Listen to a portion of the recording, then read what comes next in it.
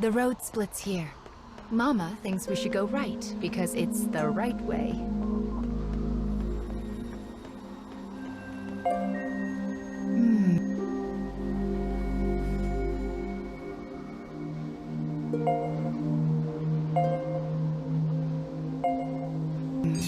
But left also might be the right way. If it wasn't clear by now, Mama doesn't actually know.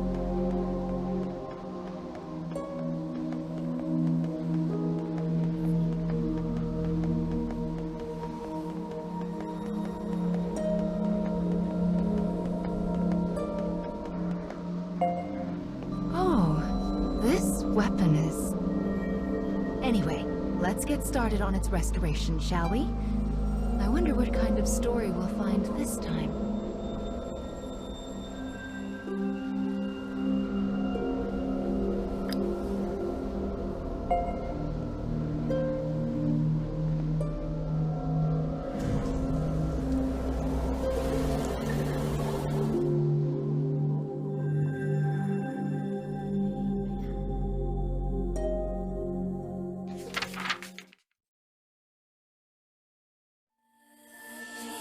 Once, two sisters with lovely ebon hair lived in a lush and verdant land.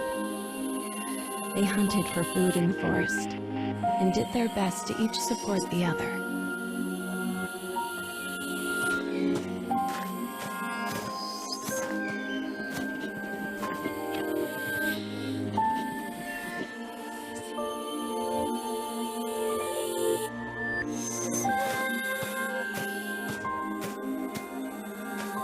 The elder sister had been born in the woods and was an archer of rare skill.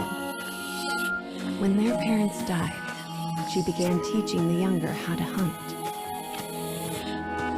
The younger looks up to her and wants so badly to test out her new skills. This thought fills the older sister with warmth as she follows after her sibling.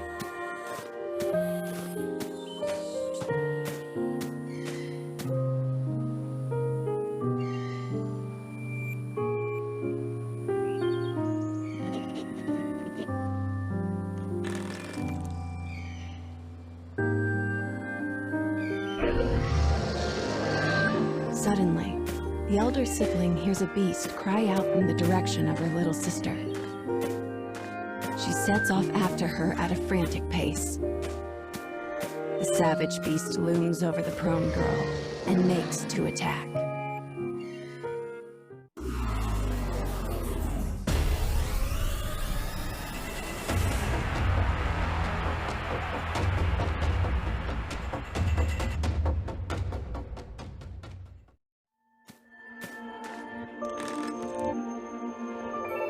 As an arrow penetrates the beast's tender flesh, it turns tail and flees. There was no way her little sister could have taken down the massive creature alone.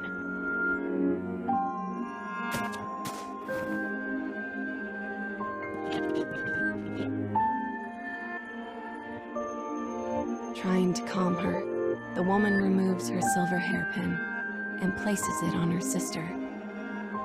It is a keepsake of their mother, one the young girl has long desired. "Thanks, sis," she says, beaming. "Next time, it'll be my turn to protect you."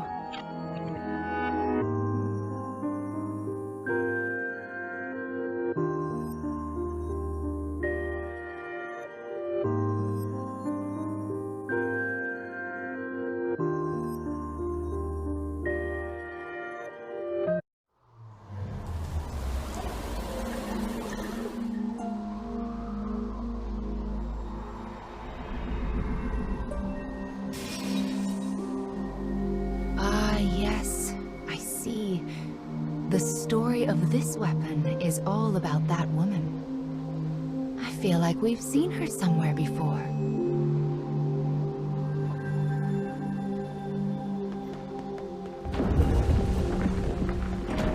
What could this black barrier be?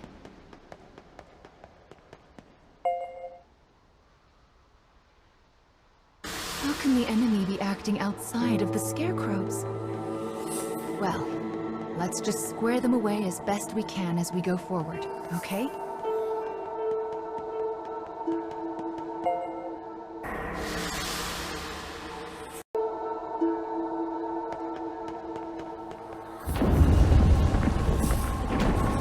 What on earth could those dark creatures be after? I'm sorry, child. There are just so many things that Mama doesn't know.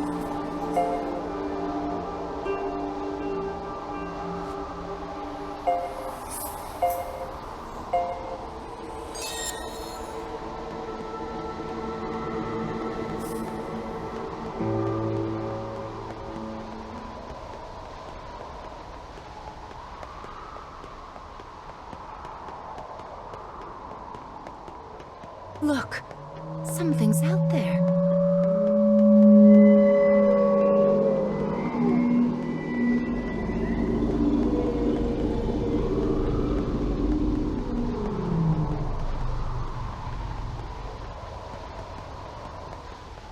What could it be?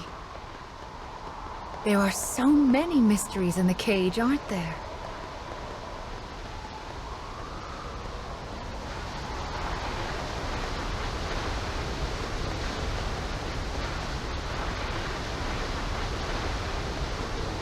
This second scarecrow will hold another part of the weapon's memory.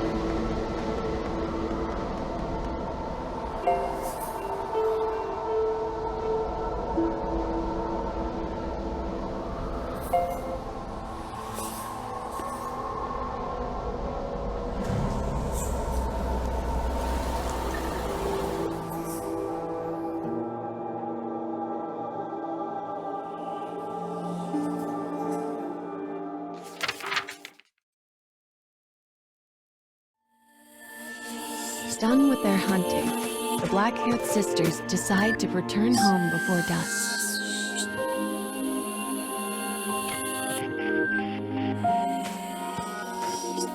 The younger has caught a small bunny, and the elder a large boar.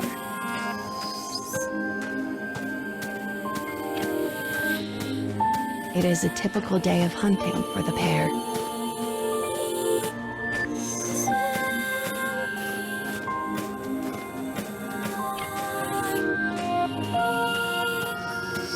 They only notice the disaster when they come to the hill that overlooks the town. Flames billow forth, and the chilling snaps of distant gunfire can be heard.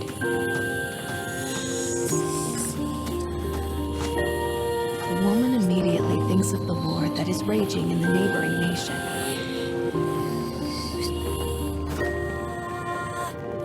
She tells her sister to stay put and goes to see what has happened for herself.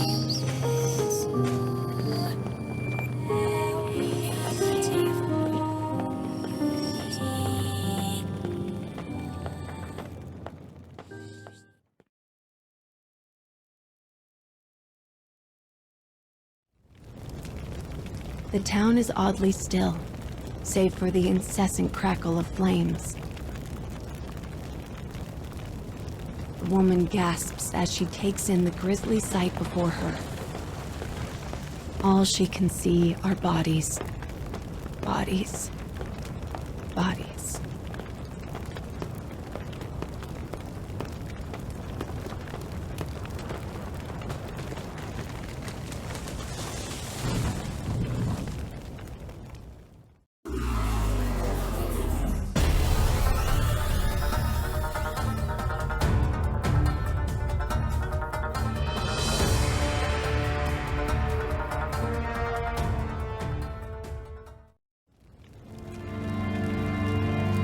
After defeating the soldier, she hears a voice. Her worried sister has followed her into the fires of the village. Enemy soldiers cry out all around them.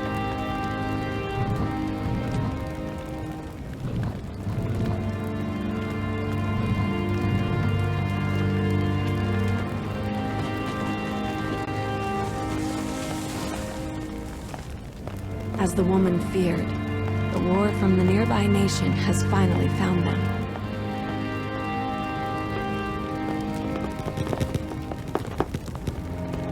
Strange and fearsome men surround them on all sides.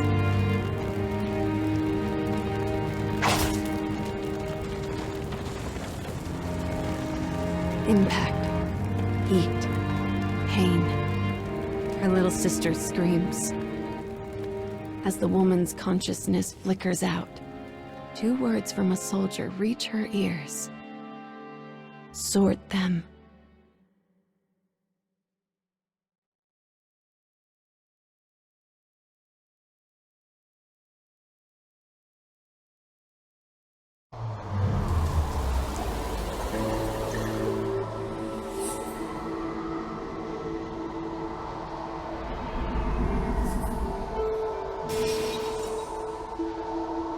I see. This weapon speaks of war. I suppose it's rare for the memories in these weapons to be peaceful ones. That's a little sad.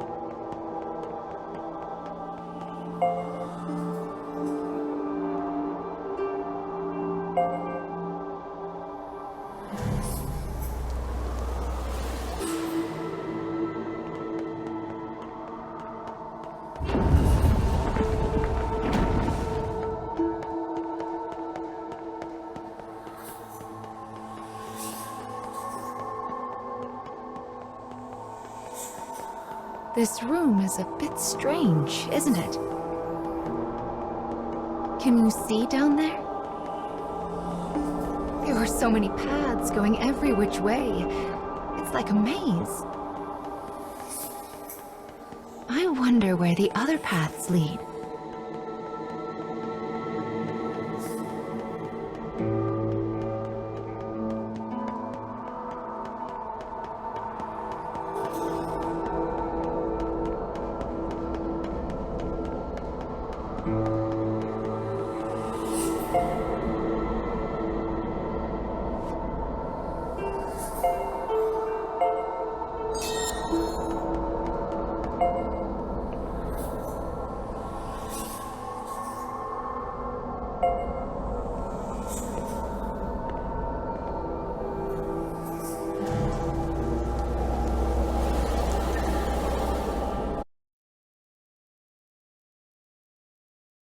The black-haired woman regains consciousness in a world enveloped by haze. She hears a faint voice. It sounds similar to her little sister's voice, but also different, wrong. My sister. I have to save my sister. The woman's dim memories slowly become clear. The blow she'd taken, her sister screaming, the soldier's words.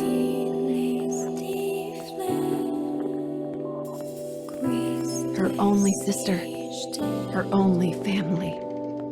She must save her. As she runs, the woman's world is enveloped in a shimmering wall of white.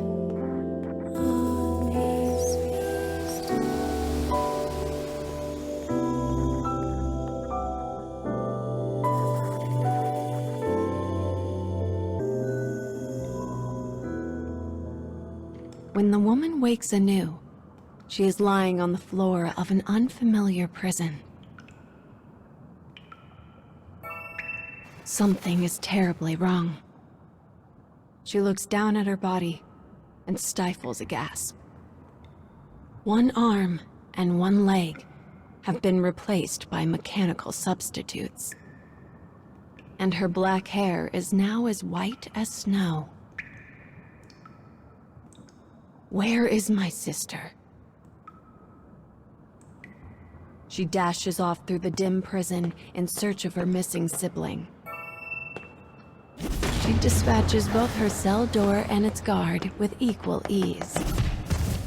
Only then does she realize the truth. Her body is now a terrible weapon. As this knowledge sinks in, darkness envelops her.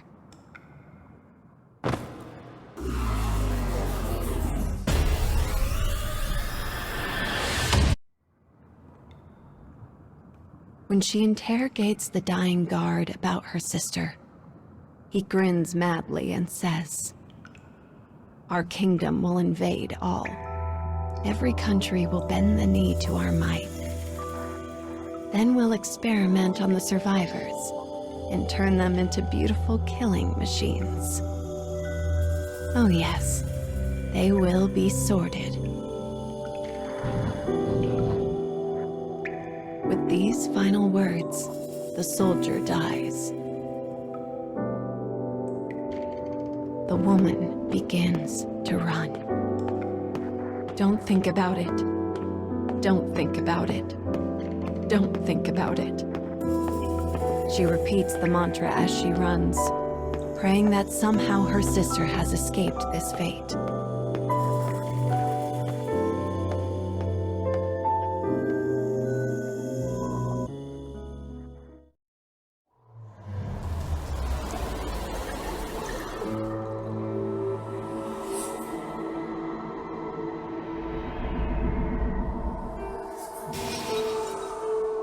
The memories of the woman in this weapon. She lost her arm and leg because of her dark past.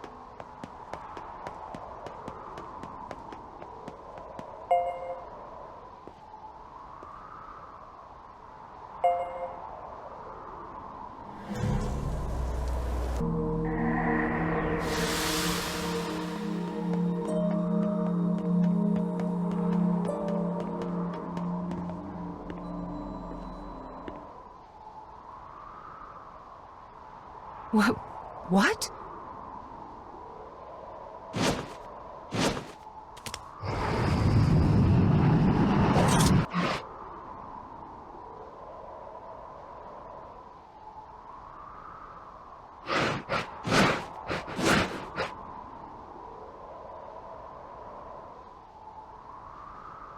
That was...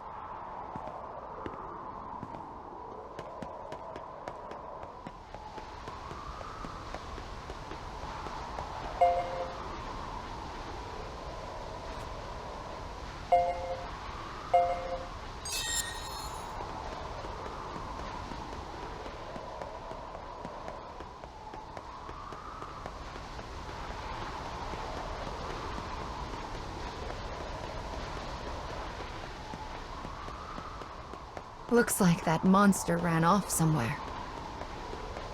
Anyway, the next memory we find will be the last for this part of the cage. We're almost there, child.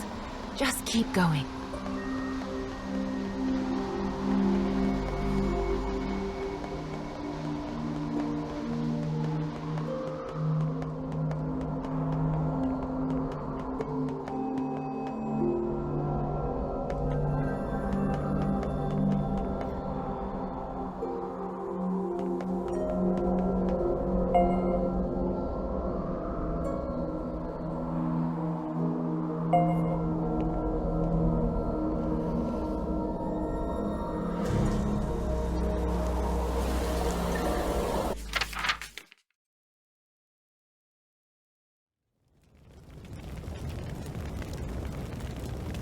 As the woman exits her prison, she beholds a town stained red with both flame and blood.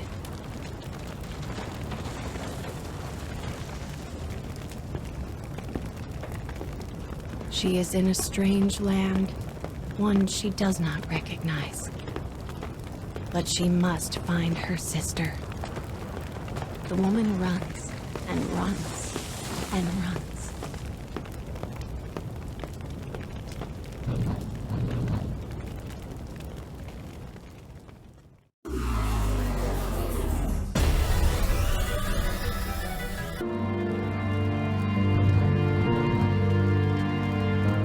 It's a child.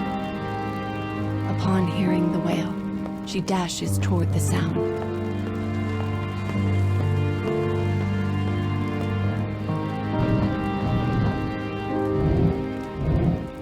The thing standing before her was once her sister. But now, all trace of her former self has been lost to the sorting.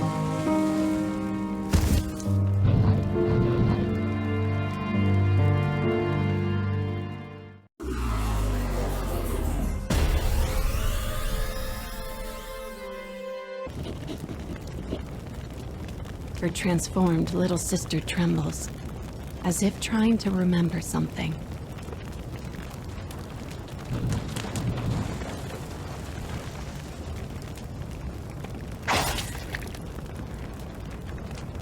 The moment her sister is cut down in front of her, the woman loses all control. Even when her enemies are no more than mangled hunks of flesh, she cannot stop. Finally, the woman cradles her sister in her arms and gazes at her blood-stained face.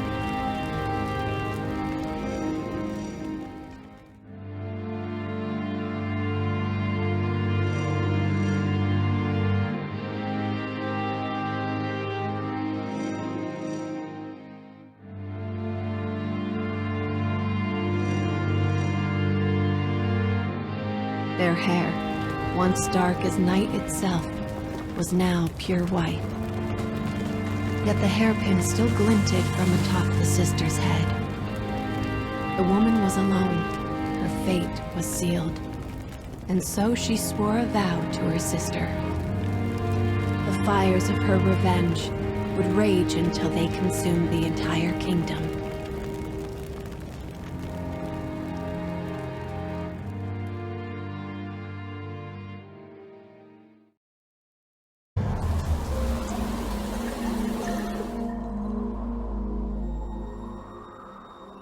People need goals and hopes in order to live their lives. And for her, revenge was itself a form of hope.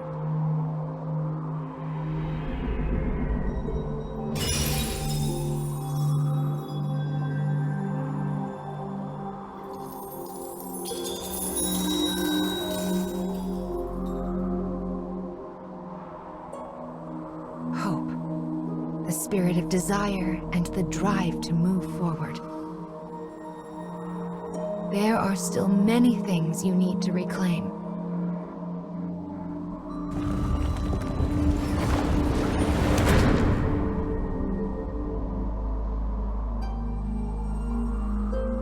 Come now. The next fragment is waiting for you.